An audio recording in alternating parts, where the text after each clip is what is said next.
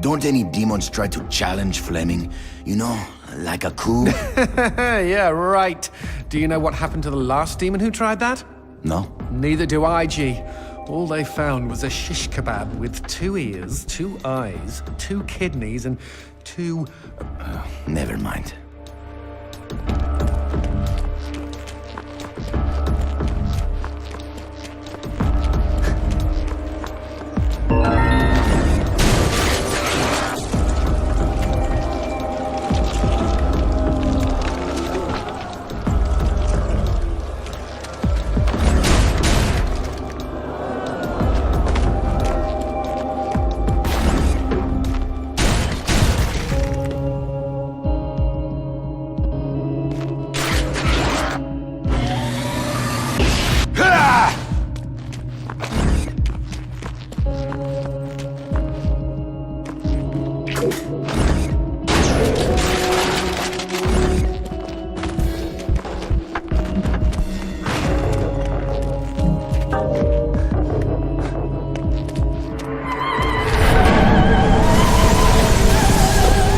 Someone is trying to bring down the house.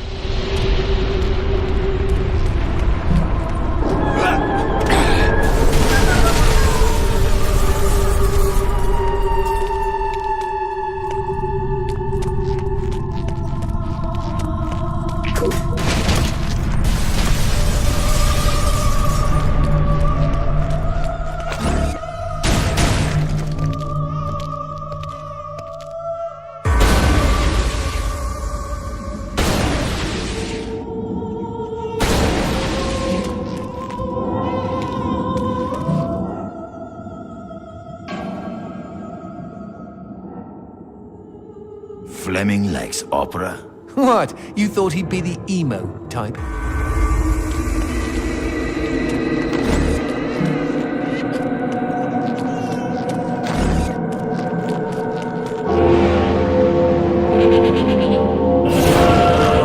Dead alert, G! That corpse is reacting to the darkness. Light this place up before it spawns more demons!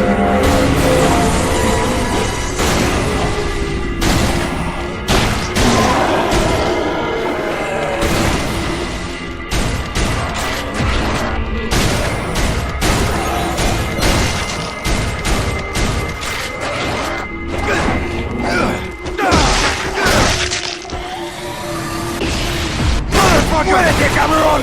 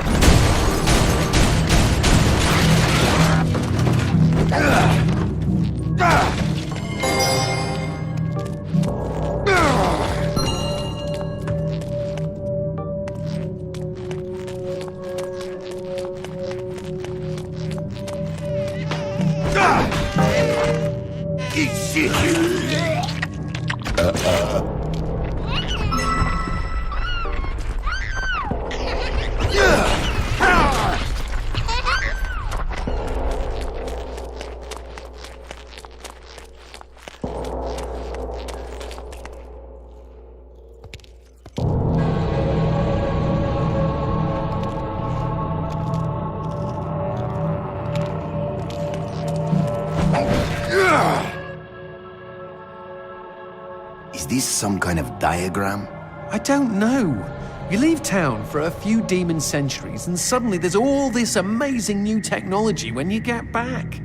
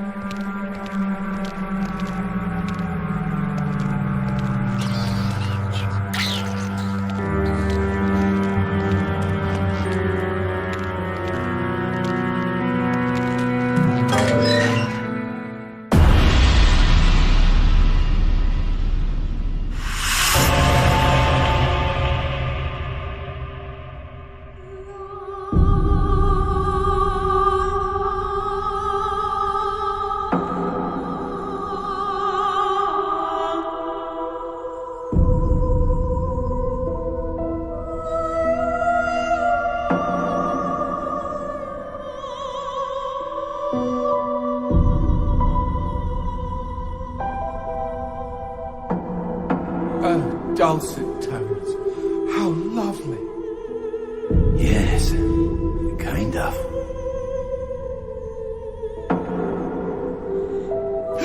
Oh, fudge! What am I talking about? This is what caused those tremors! It's a melody of death! Oh my god! Oh my god, oh my god, oh my god, oh my god, oh my god, oh my god, god, god, god, god, god! Why should I be afraid of a few puny earthquakes? What the hell?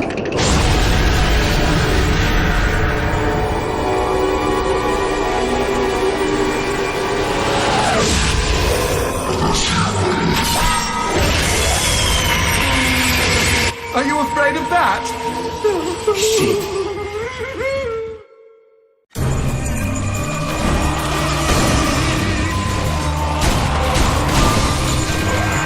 It's nice to be noticed, huh? No!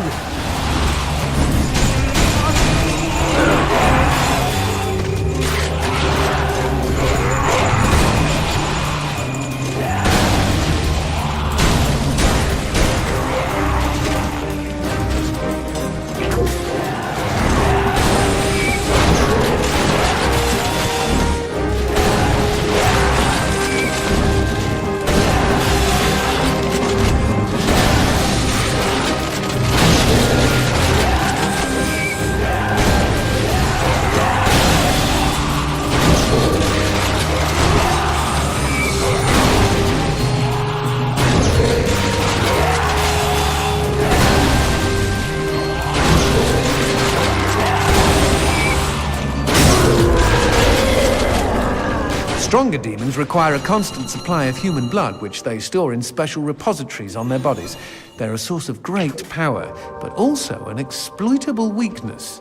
Talk about wearing your heart on your sleeve.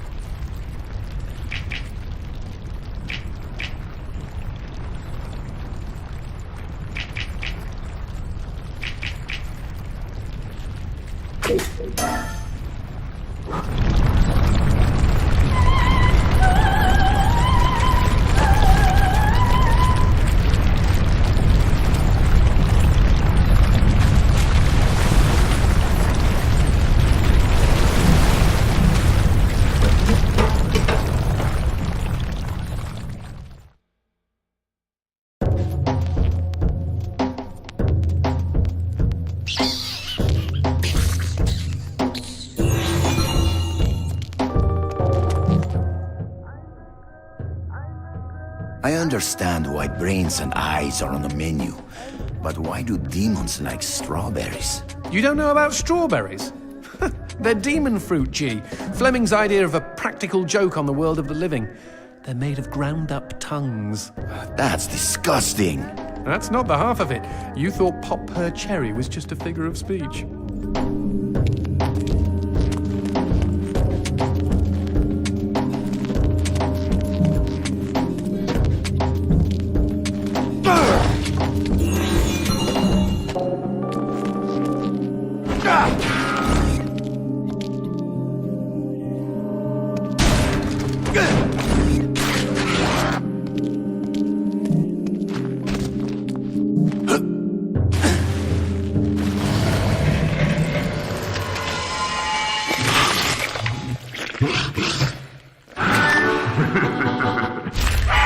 That fellow looks like a VIP. Very important, pendejo. Something like that. Fleming gives his favorite souls special treatment. People who exited the world of the living in style.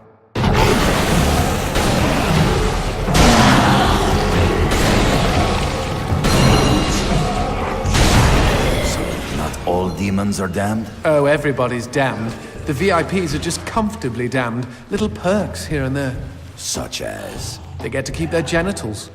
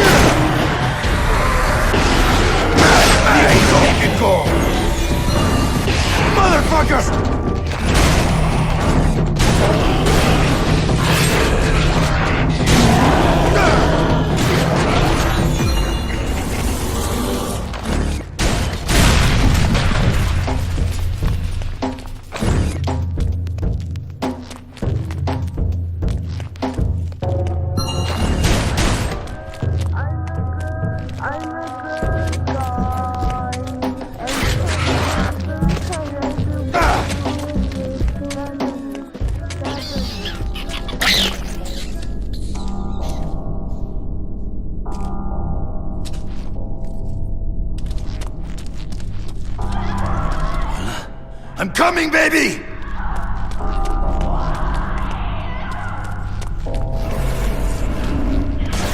Fucking crazy world.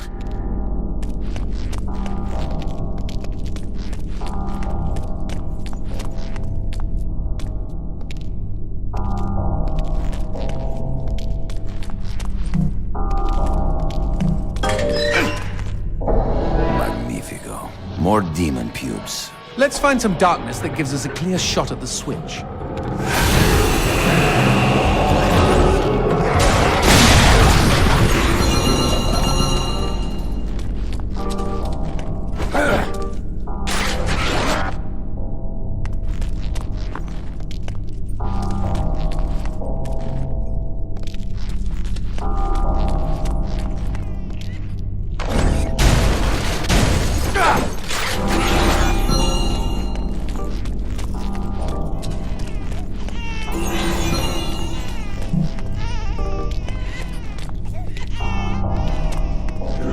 A hand that baths darkness.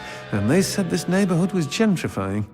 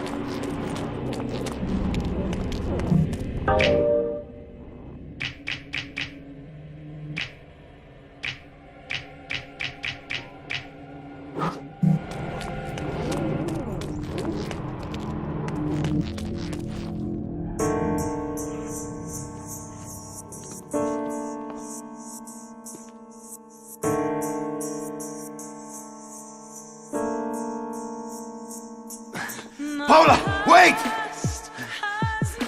Stop running, my love! Paula, where are you?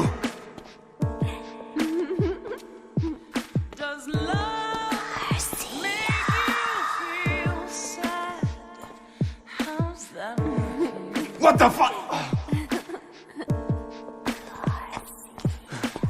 Paula!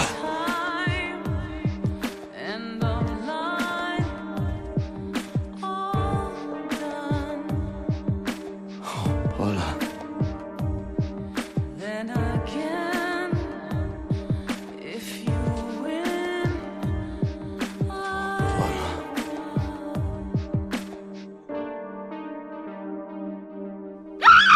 Hijo de puta! That doesn't smell like Paul, unless she stopped showering.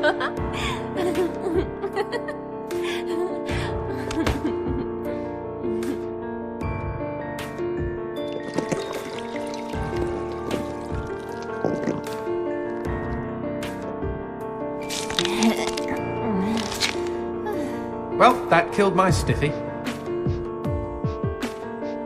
Garcia, is that you? You came to save me? Angel. Look out, G! It's a trap!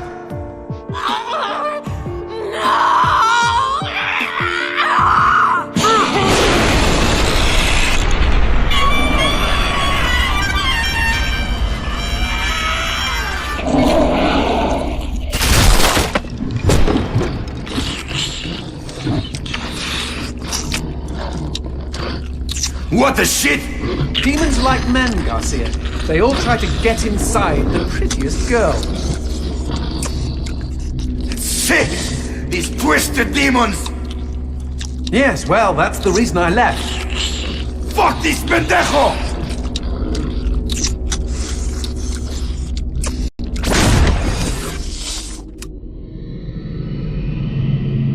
If Mr. Man-on Monster wants to play, magnifico.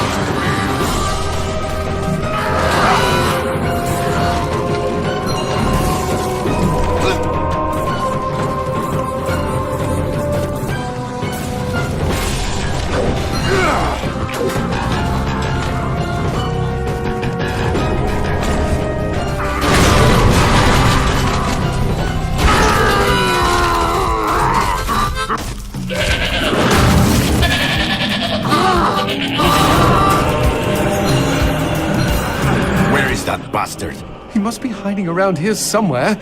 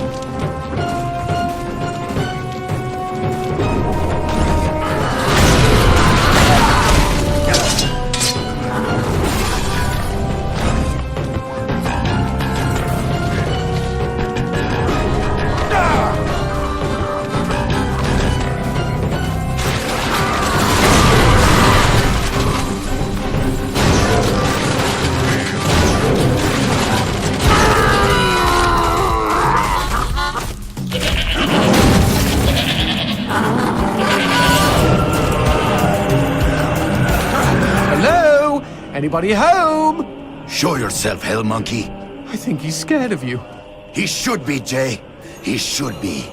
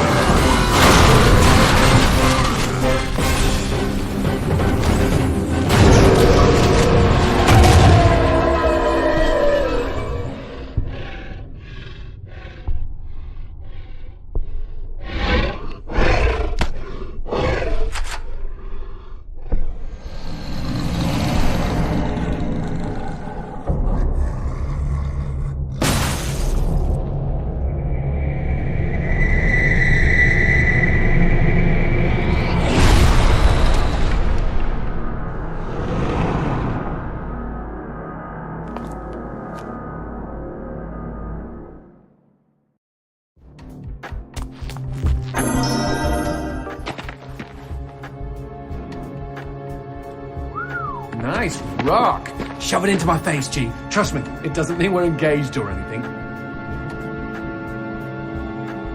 Might be a tight fit, but okay.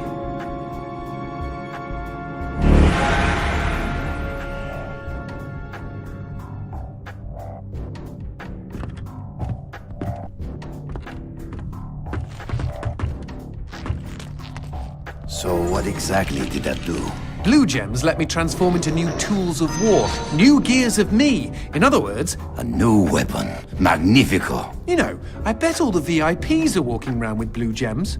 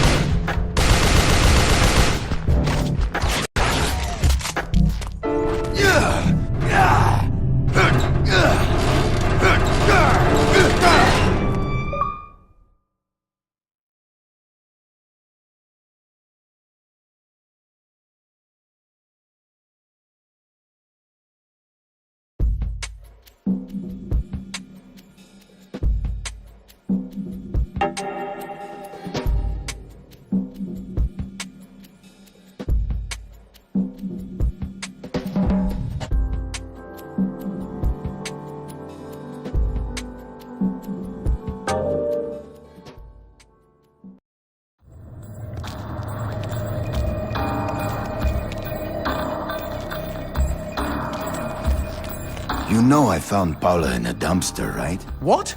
You said you met her at the supermarket. I did. It was the bin out behind the dime a dozen. And you just picked her up out of the rubbish and brought her home? Why no? Sometimes I think I hardly know you.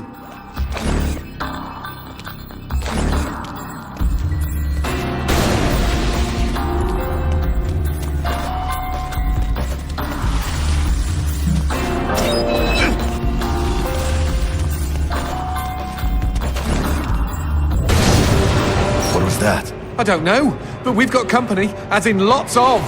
Well, if they pull up a chair, I would be happy to beat them with it.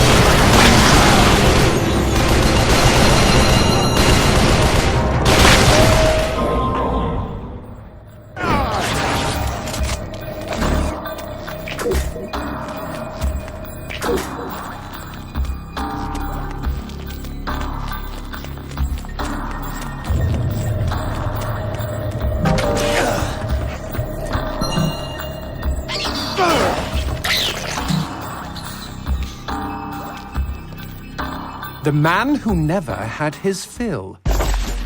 It was a cold and snowy eve. Certainly no night for a man without a home to be walking these grey and endless streets.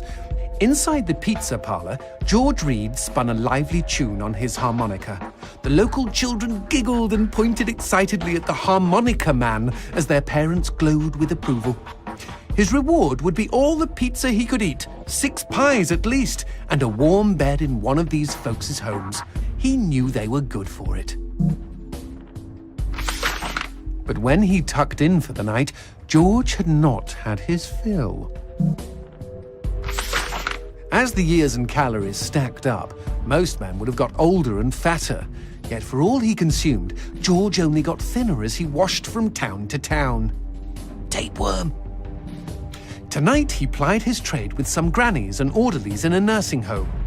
Hoo-ah-ha! His harmonica filled the room with joy. After devouring 3 helpings of pork chops and mashed potatoes, he eyed the plate of the old woman next to him. Juice dribbled down his chin. "Go ahead, Georgie," she said. "You're such a good boy. You shouldn't have to starve." But George had not had his fill. Early the next morning, he was already on the freeway with his thumb in the air. "Where are you headed?" said the man in the truck. "Nowhere," said George. "Anywhere." It was a new decade, and tonight George played to an all but empty bar in the city. He had lost a lot of weight. Afterwards, the only woman in the joint took the stool next to him and asked him his name. The bartender leaned over the counter. "You don't know this guy, Mary. George is famous, been all over the tri-state area." With a wink, he added, "Man's insatiable." And that night, George proved it as he buried his face in Mary's beaver. Holy woodland creatures! Attaboy, George! Attaboy, George! "Play that harmonica," she purred. But even after 5 trips to heaven and back, he had not had his fill. The morning after was an awkward affair as they stared at each other over coffee. One wanted to feel more, the other just wanted to feel. In his final days, George was all skin and bones. I can relate, except for the skin part. His last meal had been a mistake. It was on a sidewalk one night in a small suburban town that he came across the boy. Hungrily, and with an agonized grimace, he opened his mouth to beg for help.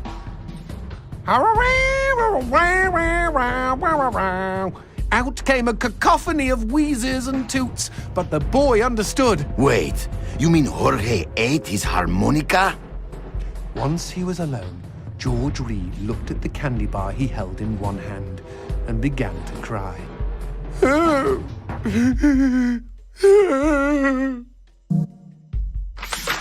They found George's half-eaten body in a market next town over.